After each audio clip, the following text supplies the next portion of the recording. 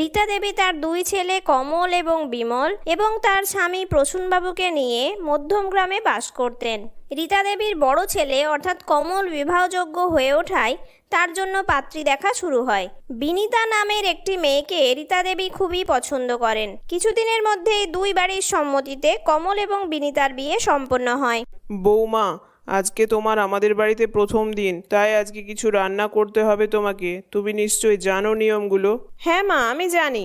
আজকে প্রথম দিন, আপনাদেরকে আমাকে পায়েস বানিয়ে খাওয়াতে হবে অথবা কোনো মিষ্টি জাতীয় জিনিস বানিয়ে খাওয়াতে হবে। সেই জন্যই আমি জোগাড় যন্ত্র করা শুরু করে দিয়েছি। জোগাড় যন্ত্র করা শুরু করে দিয়েছি মানে? শোনো বৌমা, আমি তোমাকে কিছু জিনিস কিচেনে দিয়ে এসেছি, যেমন 1 কাপ দুধ আর 25 গ্রামের মতো সুজি, আর পুজো করে যে নকুলদানাগুলো আমার থাকে সেই নকুলদানাগুলো 10-12টা দিয়ে দিও, তাহলেই হবে। কিন্তু মা, এইটুকু জিনিসে কি করে সুজির হালুয়া হবে? আর তাছাড়া ড্রাই ফ্রুটস তো আপনি দেনই। হ্যাঁ হ্যাঁ, সব হয়ে যাবে। আর ওইসব ড্রাই ফ্রুটসের দরকার নেই। দেখবে কিছু কিশমিশ আছে, ওটা দিয়ে দেবে। আর ওই 1 কাপ দুধের সঙ্গে 3 কাপ জল মিশিয়ে নেবে, তাহলেই হলো। আর এমনিতে একটু মিষ্টি জিনিস কম খাওয়াই ভালো, কিছুদিন পর থেকে, নইলে আবার সুগারের সমস্যা হতে পারে। আর হালুয়া বেশি খাওয়া উচিত নয়, 1 চামচ খেলেই হবে। আর শোনো, সুজির হালুয়াতে দেওয়ার জন্য 1/2 চামচ ঘি ব্যবহার করবে, বেশি যেন নষ্ট করো না জিনিস, ঠিক আছে? তুমি তোমার মতো করে বানাও। একটু পরে তোমার সঙ্গে দেখা হচ্ছে আমার। শাশুড়িমার এইরকম আচরণে বিনিতা একদম অবাক হয়ে গেল।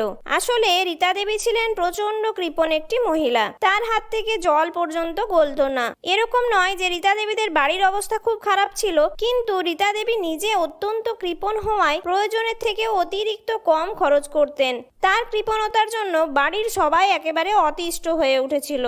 উফ, বাবারে বাবা, কি বাড়িতে এসে পড়লাম রে বাবা! এ তো আমার শাশুড়ি মা মহা কৃপণ বেরিয়েছে। এই সুজির হালুয়া কিভাবে তৈরি করব এত কম উপকরণে? আমার তো মাথা খারাপ হয়ে যাচ্ছে।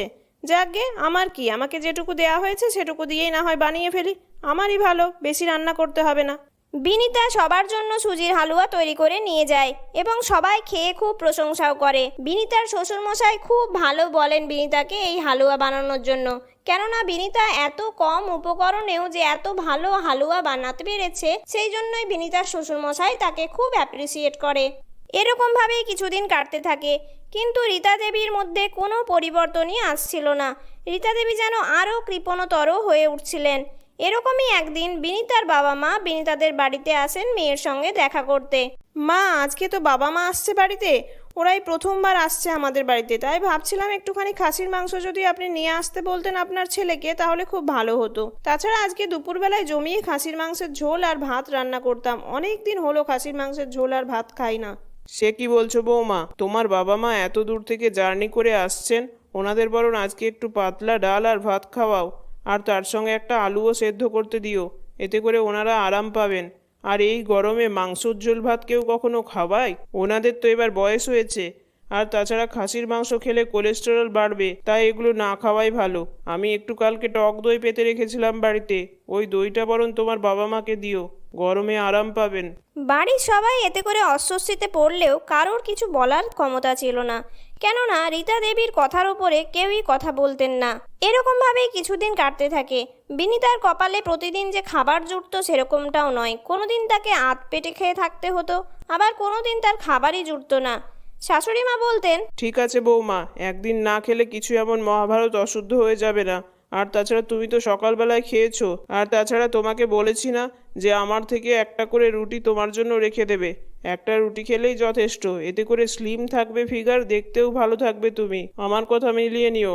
এরকমই একদিন বিনিতার শরীর হঠাৎ করে খারাপ হয়ে যায়। তড়িঘড়ি বাড়িতে ডক্টর আসেন এবং ডক্টর বলেন বিনিতার শরীর প্রচন্ড দুর্বল হয়ে পড়েছে ঠিকমতো না খাওয়া দাওয়া করার জন্য। আসলে সঠিক টাইমে খাওয়া দাওয়া বিনিতা না করার জন্য এবং সঠিক পরিমাণে পুষ্টি না পাওয়ার জন্য বিনিতার শরীর একদম উইক হয়ে গেছে। সেই জন্য এখন থেকে ওনাকে একটু ভালোভাবে খেয়াল রাখতে হবে এবং উপযুক্ত সময়ে খাবার খাওয়াতে হবে বিনিতাকে, আর না হলে হসপিটালাইজড করতে হবে কিন্তু। এই বলে ডক্টর চলে যান। রীতা দেবী চিন্তা করে দেখেন, ওরে বাবা, হসপিটালাইজড করতে তো প্রচুর খরচ। তার থেকে ভালো বাবা আমি খাবার খাইয়ে বৌমাকে সুস্থ করে তুলবো। আর আমার এরকম কৃপণতার জন্য যদি হসপিটালাইজড হতে হয় সবাইকে, তাহলে তো আবার খরচ আরও 3 গুণ বেড়ে গেল। তার থেকে বরং বাবা আমি এখন কৃপণতা ছেড়ে খাবার দাবার খাইয়েই সুস্থ রাখি সবাইকে, নয়তো আমার 3 গুণ খরচ হবে। রীতা দেবী এই সমস্ত চিন্তা ভাবনা করে কিচেনে চলে যায় এবং কিচেন থেকে খুব ভালো ভালো পুষ্টিকর খাবার বানিয়ে নিয়ে এসে বিনিতার সামনে রাখে এবং বিনিতাকে সেগুলো খেতে বলে। এরকম ভাবে বিনিতা আস্তে আস্তে সুস্থ হয়ে ওঠে আর রীতা দেবীও তার কৃপণতা আস্তে আস্তে কমাতে থাকেন। বন্ধুরা, আমাদের গল্পটি তোমাদের কেমন লাগলো কমেন্ট করে অবশ্যই জানিও। যদি ভালো লাগে তাহলে একটি লাইক করো, আর চ্যানেলটির ভিডিওগুলি ভালো লাগলে চ্যানেলটিকে সাবস্ক্রাইব করে পাশে থাকার অনুরোধ রইল। ধন্যবাদ।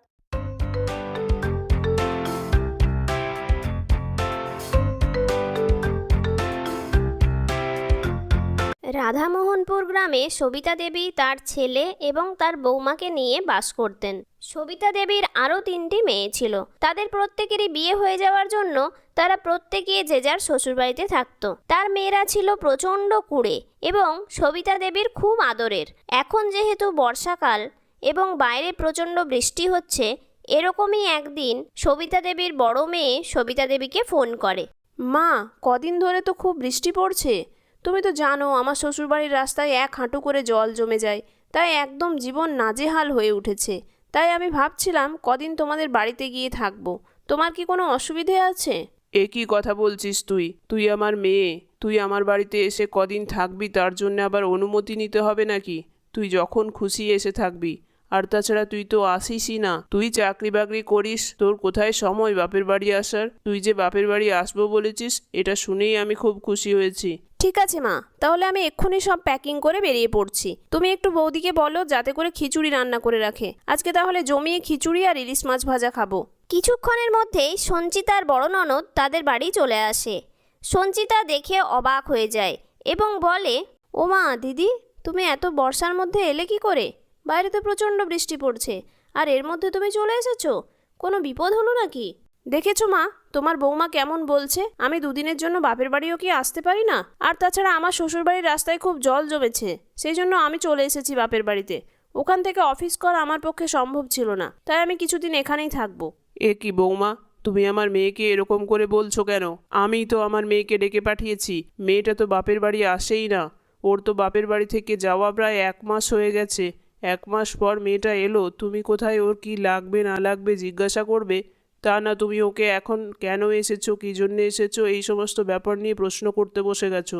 যাও যাও, আমার মেয়ের জন্য এক্ষুনি গরম গরম চা নিয়ে এসো, আর সাথে একটু পকোড়াও বানিয়ে নিয়ে আসবে। আর শোনো, দুপুরবেলায় খিচুড়ি আর ইলিশ মাছ ভাজা করবে। দেখবে ইলিশ মাছ ফ্রিজে রেখেছি আমি, ওটাই ভাজবে, আর গরম গরম খিচুড়ি বানাও। সঞ্চিতা কিছু না বলে ওখান থেকে চলে গেল। সবিতা দেবীর বড় মেয়ে তার মাকে বলল, মা, আমার 2 বোনকেও ডেকে নাও না। ওদের সঙ্গে কতদিন দেখা হয় না। বেশ 3 বোন মিলে বর্ষাকালটা আনন্দ করে কাটাবো। ঠিকই বলেছিস, দাঁড়া রমা আর সোমাকে ফোন করি। ওরা অনেক দিন বাপের বাড়ি আসেনি, আমারও তো দেখতে ইচ্ছে করে আমার মেয়েদেরকে একসঙ্গে। এই বলে সবিতা দেবী তার আরও 2 মেয়েকে ডেকে নেয় এবং তারাও মোটামুটি কিছু সময়ের মধ্যেই চলে আসে। বৌমা, আজ যে আমার কি আনন্দ হচ্ছে, আমার 3 মেয়ে এসেছে। তুমি খোকাকে বলো ফেরার পথে যেন ওদের জন্য ফুচকা নিয়ে আসে, আর ওই সিধুর দোকানের গরম গরম কচুরি বানাই, ওটাও যেন নিয়ে আসে। আর তুমি সাথে করে কফি বানাও, ভালো করে কফি বানাবে কিন্তু, সবার জন্য বানাও, খোকাও এসে খাবে কফি। উফ, এনাদের পিছনে সকাল থেকে খেটে খেটে মরেই যাব মনে হয়। সকাল থেকে শুধু এটা বানাও, ওটা বানাও, এটা খাবে, সেটা খাবে। এদের জন্য আমি বর্ষাটা একটু এনজয়ও করতে পারছি না। আর আমি কিছুদিন দেখবো, যদি এরা না শোধরায় তাহলে আমিও বাপের বাড়ি চলে যাব। দেখবো তখন কেমন লাগে। এরকমভাবে বেশ কিছুদিন কাটতে থাকে, বর্ষাকাল কাটতে থাকে। এদিকে সঞ্চিতাকে খেটে খেটে মরতে হয়। এরকমই একদিন দুপুরবেলা হঠাৎ করেই সঞ্চিতার বড় ননদ রান্নাঘরে আসে। শোনো বৌদি, আজকে আমাদের সবার খুব বিরিয়ানি খেতে ইচ্ছে করছে, আর সেটা দোকানের নয়, তোমার হাতের। তোমার হাতের বিরিয়ানি আমি বেশ কয়েকবার খেয়ে দেখেছি। তুমি বিরিয়ানিটা অ্যাকচুয়ালি খুব ভালো বানাও। দোকানের বিরিয়ানি তো আমরা সব সময় খাই, কিন্তু তোমার হাতের বানানো বিরিয়ানি আমার সব সময় ভাল লাগে, আর আমরা তো এটা সব সময় খেতেও পাই না। তাই তুমি আজকে বানাও। কিন্তু বাড়িতে তো মাটন নেই, আর তোমার দাদাও সকালবেলা বাজার করে দিয়ে চলে গেছে, আর বাইরে প্রচণ্ড বৃষ্টি হচ্ছে। এই অবস্থায় আমি কি করে বিরিয়ানি বানাবো? তার থেকে তোমরা বরং আজকে যা বানিয়েছি সেটাই খেয়ে নাও। পরের দিন না হয় তোমাদেরকে বিরিয়ানি বানিয়ে খাওয়াবো। তোমার দাদাকে না হয় মাটন নিয়ে আসতে বলবো। বাড়িতে কেউ নেই তো কি হয়েছে, তুমি তো আছো, আর তুমি তো অনেক বছর হলো এই পাড়াতে আছো, এই পাড়ার বউ হয়ে তুমি নিশ্চয়ই পারবে। সমস্ত দোকানই তো তোমার চেনা। একবার ছাতা নিয়ে বেরো আর মাটন কিনে নিয়ে এসো। আমি আর কোনো অজুহাত তোমার শুনতে চাই না। আমরা মাটন বিরিয়ানি খাবো বাস। সঞ্চিতা নিরুপায় হয়ে বৃষ্টির মধ্যে মাটন কিনতে গেল এবং কোনো রকমে ভিজতে ভিজতে মাটন কিনে নিয়ে এলো এবং সে সবার জন্য মাটন বিরিয়ানি বানালো। যেহেতু সে বৃষ্টিতে খুব ভিজে গিয়েছিল তাই রাত্রেবেলা তার খুব জ্বরও আসলো, কিন্তু তার শরীর খারাপের পরোয়া না করেই পরদিন সকালবেলা থেকে আবার সে ঘরের সমস্ত কাজকর্ম এবং ননদদের জন্য বিভিন্ন রকমের ফরমাস খাটতে বাধ্য হয়। এরকম ভাবেই প্রায় 20-25 দিন কেটে যায়, কিন্তু তার ননদদের বাড়ি যাওয়ার কোনো ইচ্ছেই থাকে না। তাই একদিন সঞ্চিতা এবং সঞ্চিতার বর ব্যাগ নিয়ে হঠাৎ করে বেরিয়ে আসে। মা, আমরা কিছুদিনের জন্য বাপের বাড়ি থেকে ঘুরে আসছি। আসলে আমার বাবা মা দাদার কাছে বেঙ্গালুরুতে গেছে, তাই এতদিন বাড়ি ফাঁকা রাখা তো উচিত নয়। সেই জন্য আমি আর আপনার ছেলে দুজনে মিলে যাচ্ছি। সকালবেলায় মা ফোন করে আমাদের জানিয়েছে। আমি কথা বলতে এসেছিলাম, কিন্তু আপনি তখন আপনার মেয়েদের সঙ্গে একটু ব্যস্ত ছিলেন গল্পে, ওই জন্য আমি বলতে পারিনি। ঠিক আছে মা, নিজের স্বাস্থ্যের খেয়াল রাখবেন। আর দিদিরা, তোমরা একটু ঘর সংসারটা কিন্তু সামলে নিও। আমি আর তোমার দাদা কিছুদিন পরেই ফিরে আসবো। সঞ্চিতার ননদেরা অনেক আপত্তি করলেও সঞ্চিতা তাদের কোনো কথা না শুনেই বাপের বাড়ি চলে গেল। এবার সঞ্চিতার ননদেরা পড়ল মহা বিপদে। তাদেরকে ঘরের সমস্ত কাজকর্ম করতে হচ্ছিল এবং রান্নাবান্নাও সামলাতে হচ্ছিল। এরকমভাবেই 4-5 দিন কেটে যায়, কিন্তু তখনও সঞ্চিতা বাড়ি আসার নাম না করায় সঞ্চিতার ননদেরা তার মাকে জানায়, মা, এবার আমি বাড়ি চলে যাব। আসলে অফিসে একটু কাজের চাপও বেড়েছে, আর এত ঘরের কাজ সামলে অফিস সামলে সমস্ত কিছু করে ওঠাটা আমার পক্ষে আর সম্ভব হচ্ছে না। আর তাছাড়া সোমা ও রমার বরেরাও ওদেরকে ডেকে পাঠিয়েছে, তাই ওদেরকেও চলে যেতে হবে। কিছু মনে করো না মা, তুমি যতদিন না বৌদি আসছে ততদিন একটু সামলে নিও। সে কি কথা বলছিস? এই সময় সঞ্চিতা বাড়িতে নেই আর তোরাও বলছিস চলে যাবি? আমি একা হাতে কি করে এত কিছু সামলাবো? আর তাছাড়া আমার তো বয়সও হয়েছে। বৌমা তো আমাকে সেরকম বাড়ির কোনো কাজই করতে দিত না। আর তাছাড়া বাড়ির কাজের মেয়েটাও কিছুদিনের জন্য ছুটি নিয়েছে, সেও তো এখনো আসেনি। এই অবস্থায় তোরা আমাকে ফেলে চলে যাচ্ছিস? কিছু করার নেই মা আমাদের। তুমি তো জানোই আমরা পরের বাড়ির বউ, তাই আমাদেরকে তো চলে যেতেই হবে। তুমি একটু কষ্ট করে সামলে নিও। আর তাছাড়া তোমার বৌমাকে তুমি ডেকে পাঠাও, অনেক দিন তো হলো বাপের বাড়ি গেছে। এই বলে সবিতা দেবীর 3 মেয়ে শ্বশুর বাড়ি চলে গেল এবং সবিতা দেবী তখন বুঝতে পারলেন তার বৌমাই ছিল তার সব থেকে আপন, তার মেয়েরা নয়। ওই অসুস্থ শরীর নিয়ে সবিতা দেবীকে বাড়ির সমস্ত কিছু কাজকর্ম সামলাতে হতো, এমনকি নিজের রান্নাবান্নাটার দায়িত্বও নিজেকেই নিতে হতো। এরকমভাবে বেশ কিছুদিন কাটতে থাকে এবং সবিতা দেবী খুব ভালোভাবেই বুঝতে পারেন যে সে কত বড় ভুল করেছেন।